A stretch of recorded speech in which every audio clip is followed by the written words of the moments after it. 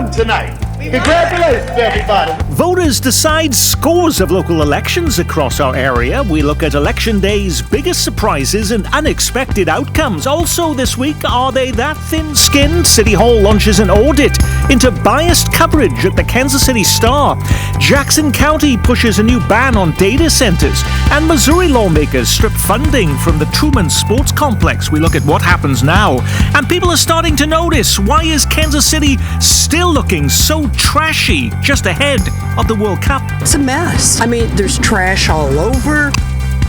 Week in Review is made possible through the generous support of Bob and Marlise Gorley, the Courtney S. Turner Charitable Trust, John H. Mize, and Bank of America N.A. co-trustees. The Francis Family Foundation through the discretionary fund of David and Janice Francis. And by viewers like you. Thank you. Hello and welcome. I'm Nick Haines and glad to have you with us again on our journey through the week's most impactful, confusing and downright head-scratching local news stories. Hopping on board the Week in Review bus with us this week from the primetime anchor desk at KMBC 9 News, Kris Ketz, former Star reporter Dave Helling, KCUR's local government reporter Savannah Hawley-Bates, and at the helm of our Metro's newest newspaper, Next Page KC, Eric Wesson. Now, so was all the stress and worry misplaced? Tuesday was local election day and Kansas City voters overwhelmingly pass the biggest issue on the ballot, renewing the earnings tax that everyone in the Metro pays if you happen to work in Kansas City. So let me make this clear for all of y'all. We won tonight. Congratulations, everybody. We won tonight.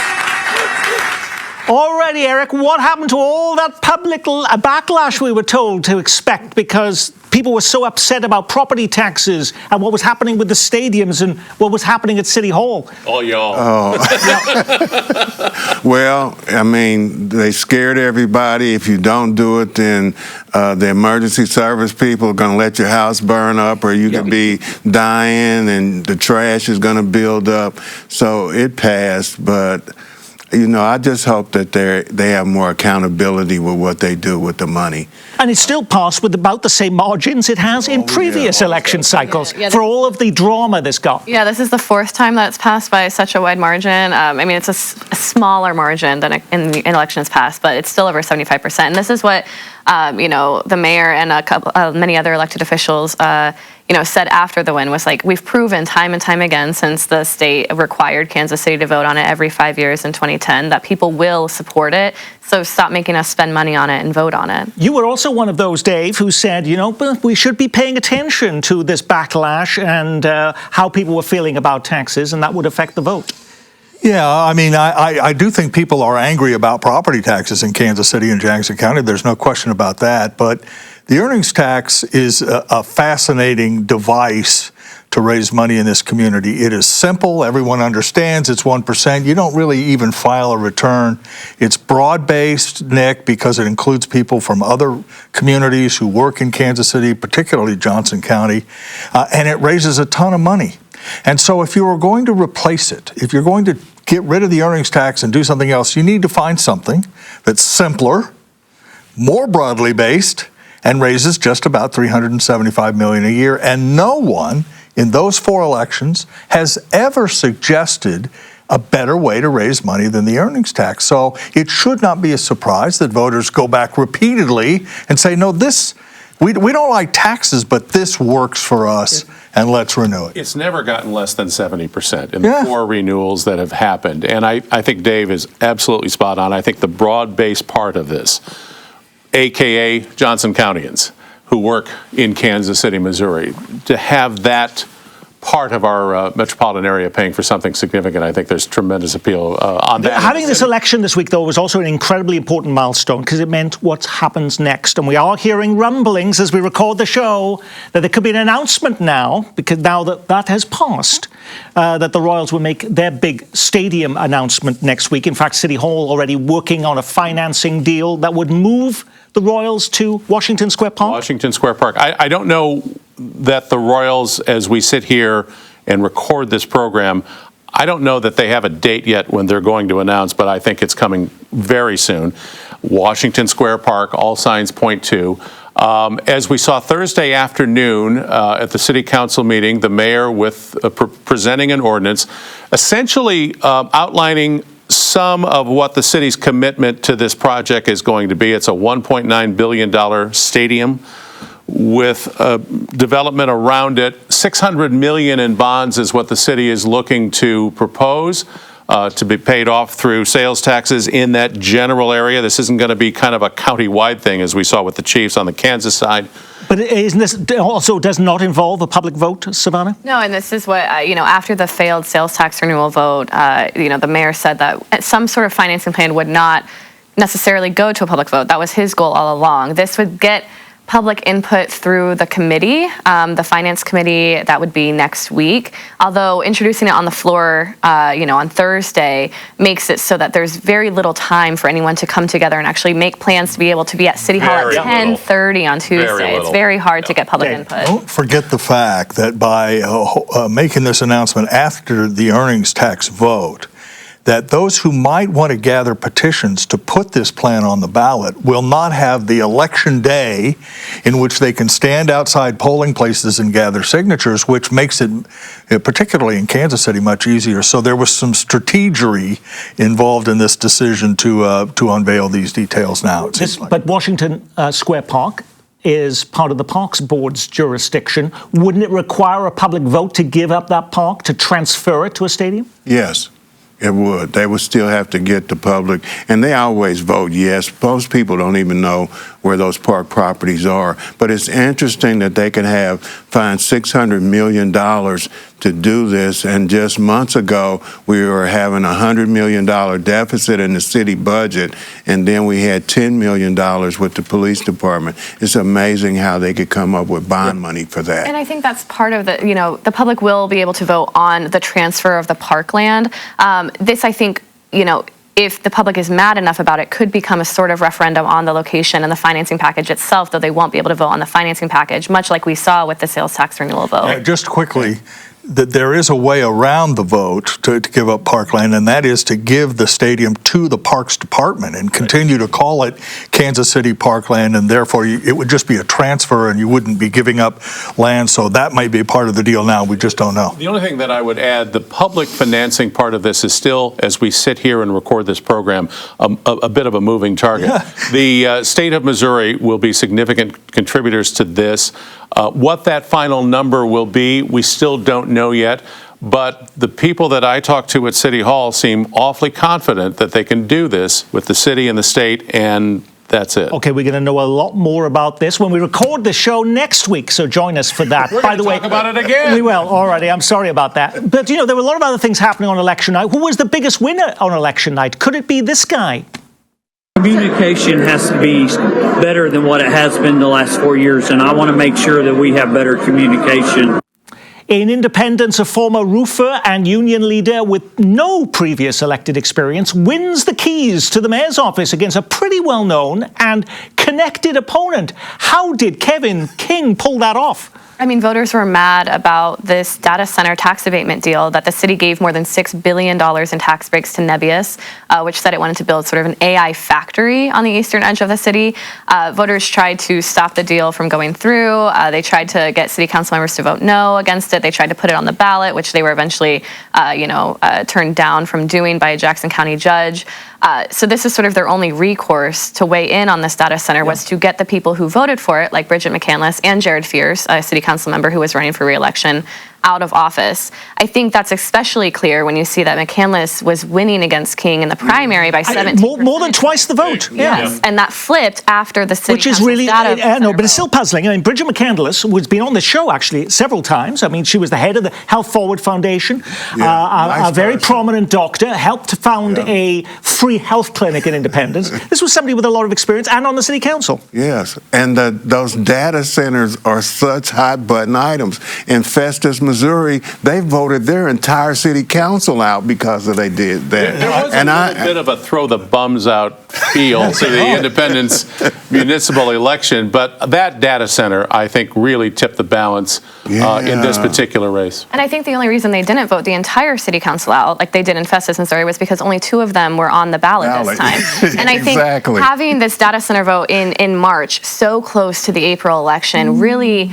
ruined any track record that McCandless and Fierce had. It ruined any other votes that they had put in because people were only thinking about how angry they were about the data center and how betrayed they felt through the lack of transparency through the city. Okay, we're going to return to the data center issue in a little later in the program, but voters picked a lot of new mayors around the Metro on Election Day, including in Lee Summit, where Beto Lopez, the head of Guadalupe Center, became the city's first Hispanic mayor. What were the other noteworthy results from local election day 2026 here in the Metro that surprised you, We talked Dave? about last week, it wasn't a surprise, but we talked last week about the school bond issues that were on the ballot across the They seem to all pass, region. don't they? It seems as if the vote of confidence, if you will, in how schools are run continues throughout the metropolitan area. I think that's a significant development. And in particular, the results in the Hickman Mills School District, Yeah. which is a struggling district right now, trying to regain full state accreditation. The budget problems there have been well documented, and voters turned out some pretty big numbers, and I thought that was a significant vote of confidence for the people in charge right now. Yeah, I said Hickman Mills also because they were getting money to kind of get back on track. I think they have a good superintendent now that has a good direction. He's got a good board, and so I think they can move things along. No, are they that thin-skinned? City Hall launches an audit into biased coverage at the Kansas City Star. Now, apparently, they've been unhappy by how the city's been written about in our newspaper of record. Mayor Lucas denies ordering the audit, even though his name appears on a trove of emails unearthed this week. Is this much I'm putting my teeth back in. Is this much ado about nothing, or a worrying sign of how City Hall is now viewing criticism of its work, Savannah? I mean, I think, City Hall has tried to weigh in on the work of journalists for a long time here. I think this bias audit, though, is interesting because it's the first, clear time that there's been an official sort of investigation into how journalists are doing their job in covering the city. And I think, it framed itself as anything that was not immediately affectionate or praising of the city was biased against it when our job is to hold the city accountable. Yeah, and Dave, you no longer work for the Star, so you can speak freely. What was your response to that story this week? Well, first of all, I spoke freely when I worked for the Star, just so we're clear on that concept. There's a bit of a smile when you see a story like that because that's exactly where the newspaper should be. It should be an institution that challenges people like the mayor and the city council and the city manager. And the mayor and the people who put this together at whatever level should be deeply ashamed that they involved themselves in this. Two things. I thought the reaction on the part of the mayor was at best clumsy because the Star is reporting they have the receipts. Yeah. Mm-hmm. That's number one. And number two, newsrooms are not, and maybe I'm just too old school about this, I don't know. 47 years doing this, okay? Newsrooms are not in the business of we're not in it for a popularity contest. We're here to cover the damn news. And I'm continually astonished at the number of public officials who still don't get it. And your first question was, are they thin-skinned? Yes. Mayor Lucas is thin-skinned. He might come across like, oh, I want to answer all your questions and do all of this when he's on a camera, but behind the scenes it's like, hey, I don't want to answer that question. And Brian Platt was just as bad as the city manager. Yeah, next week, Mayor Lucas will be here for the entire half hour to explain how they're completely, he knows nothing about it. But, yeah, he picks and chooses what he knows about. Once you get the results of this survey, so what? What are you going to do with it? What are you going to do with it? Well, I think the story said that the plan was to write a letter to the editors of the Star, But you could have which done would that have been citing a couple of examples. Well, it doesn't. Well, but it wouldn't have done any good anyway. Right. Again, the first thing the editor would have done is walk into the newsroom and go, "Hey, look what we just got from the mayor." And it's not. You know what we say? That's good that he's reading the paper. Yeah. Okay. A lot still to come on this program. They passed a moratorium against ICE detention centers. Now Jackson County leaders have a new target: data centers. The new crackdown comes in the same week as several states hit the pause button on the facilities. And the public pushback is now leading to violence. 13 bullets were fired at the home of an the Indianapolis city councilman this week after he casted a decisive vote to approve a data center in his district. But are Jackson County leaders a bit late to the party with dozens of small and large-sized data centers already operating in Kansas City? I think this is much like when Kansas City changed its zoning to sort of make it harder for data centers to get built in the city. It doesn't, of course, affect any of the data centers that are already built. Or how about the one in Independence? It won't affect that. It has no impact fact, whatsoever? Even if this moratorium gets passed, well, the one in Independence was a private sale of land, and Independence's zoning still allows for data centers and industrial sites. This is why Kansas City changed its industrial definition. The Jackson County change of zoning, even if it's approved, it would only be on county-specific land where there isn't a city zoning regulation impacting it. And even the legislator that put it forward, Sean Smith, is saying that this is more to start a conversation with the cities and the county to, maybe change their own rules about it. Now, Missouri lawmakers are still bitter that the Chiefs are moving to Kansas. How else would you explain a move by the Missouri House to strip $2 million in funding from the Truman Sports Complex? But given everything we've already talked about on this program, the Chiefs have gone to Kansas. We have the Royals now potentially going to Washington Square Park. What difference does this make? My guess is the legislature will put the money back in. If they don't, the county would default on the leases potentially, and that would be a problem.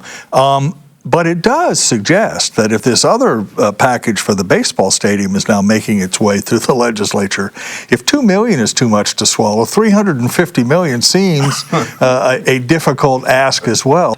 Just as the Kansas City Council was getting ready to vote this week on a contentious new ban on the sale of mini liquor bottles, Missouri lawmakers moved to block the measure from becoming law. The Missouri House Speaker is spearheading the effort to ban cities from regulating alcohol sales, specifically as it relates to the size of the container. The state of Missouri already prohibits local cities from enforcing their own gun laws to restricting disposable plastic bags. So why does Jefferson City care that Kansas City wants to try and tackle what they argue is a crime and public disorder issue, Eric? Because it doesn't really address the problem.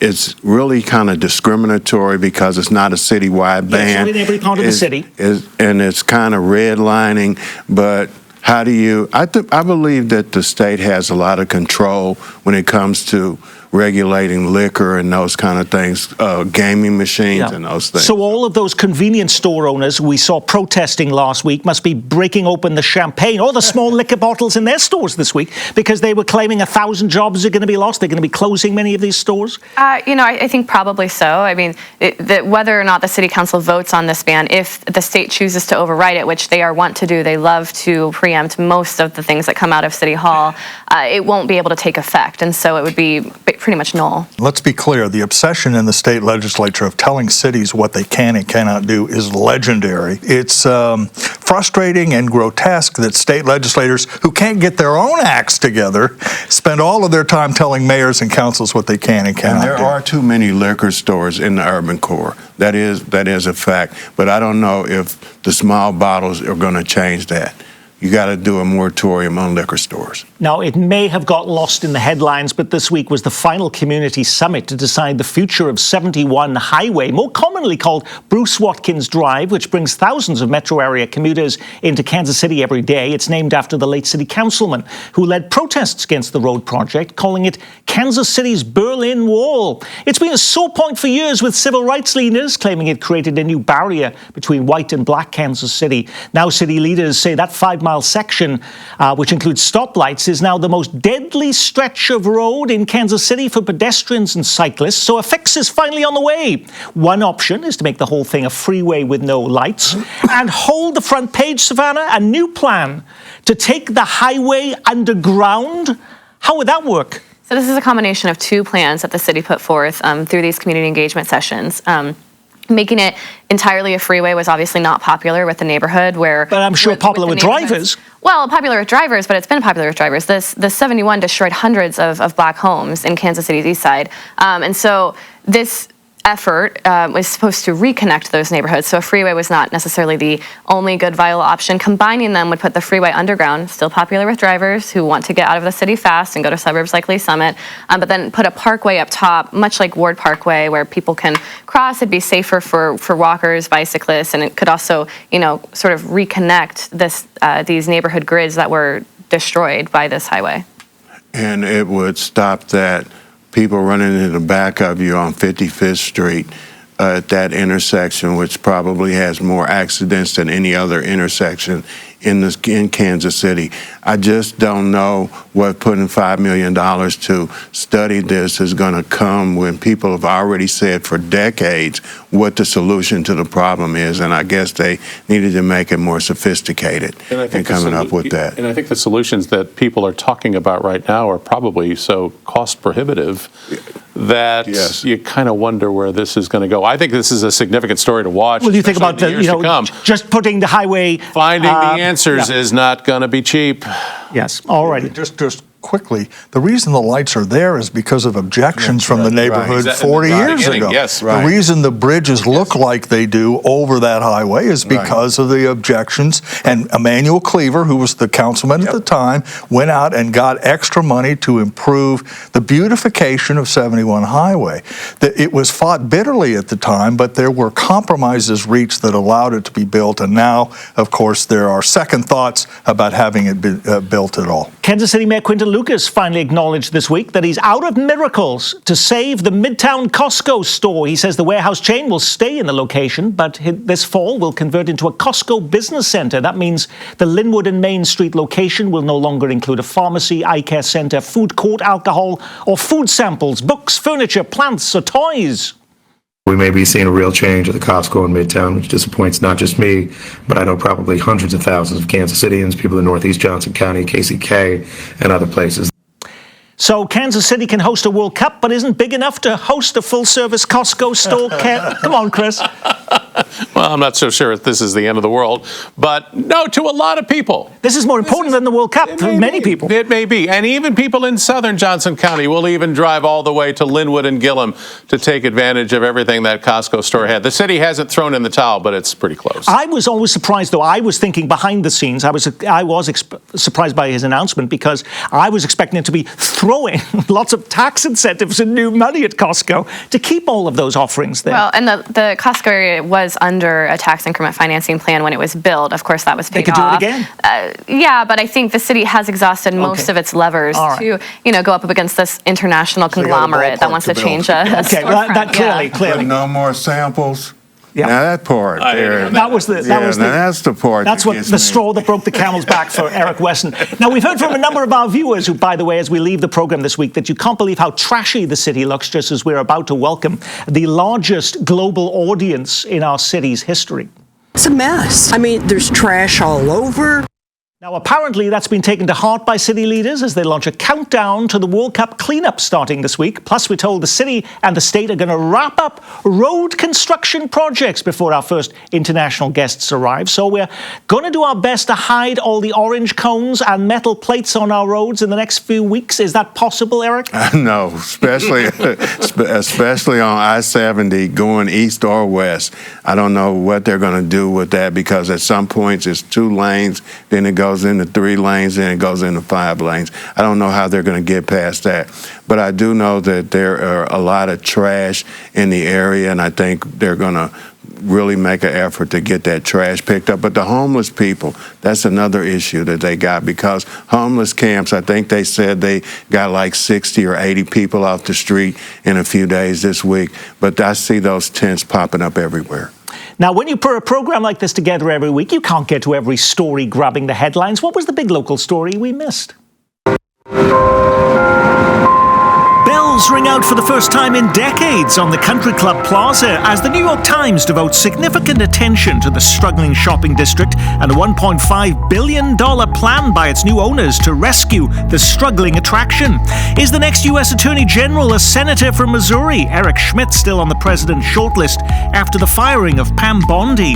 Is the drama over affordable housing now shifting from Prairie Village to Overland Park? The city votes to drop some of its zoning rules this week to boost the building of lower-priced homes. Cue the pushback from angry residents. This is against what the constituency wants and not a good example of how we maintain the safety, security, and intent and character of this neighborhood. And the first parade of heart sculptures hit Kansas City streets. The new heart design leans heavily on World Cup themes as Kansas City prepares to host the largest event in its history. Alrighty, Kris Ketz, did you pick one of those stories or something completely different? I love the Parade of Hearts story just because it's one. And you hosted, I saw one of those wonderful events. I think it's a fantastic effort, and it's one of those things that in a time when we're divided so politically, culturally, geographically, this is one of those things that brings everybody together. Yeah, and I think it'll be an unexpected surprise for many visitors who come here to see all of those around the city. Eric? I took something different, but it affects Kansas City. The Department of Homeland Security said that everybody that comes in has to pay a $15,000 bond to come in to get their visa, and they're doing this. The World Cup teams, the people that follow some of those the teams, World like Algeria, which will be coming here, well, right? They have to pay the $15,000 bond to come in. So now, will that affect the amount of people that they're projecting to come in? Does that take it from 600,000 visitors to 300 or maybe even 200,000? The city of Kansas City has approved, I think, 7 pre-approved housing models that people can build without going through, all of that long, drawn-out permitting and architect process. So that should make it easier to build housing in the city. Dave. This is an oldie but a goodie. I reported this about a month ago, but Kansas City says it's going to do its best to collect earnings taxes from players at the World Cup when they come here in June. Now, after the earnings tax That could pay election, for the new people stadium. we'll see. Now, the actual doing of it is going to be difficult since many of them are paid in other currencies in other places, but they say they're going to do their best. Well, I still use British pounds, so Yes. I think they can do it. All right, and on that, we will say our week has been reviewed courtesy of KCMO's Savannah Hawley-Bates and Channel 9 anchorman Kris Ketz, from Next Page KC, Eric Wesson, and news icon Dave Helling, now Mr. Kansas City Stack on Substack. And I'm Nick Haines from all of us here at Kansas City PBS. Be well, keep calm, and carry on.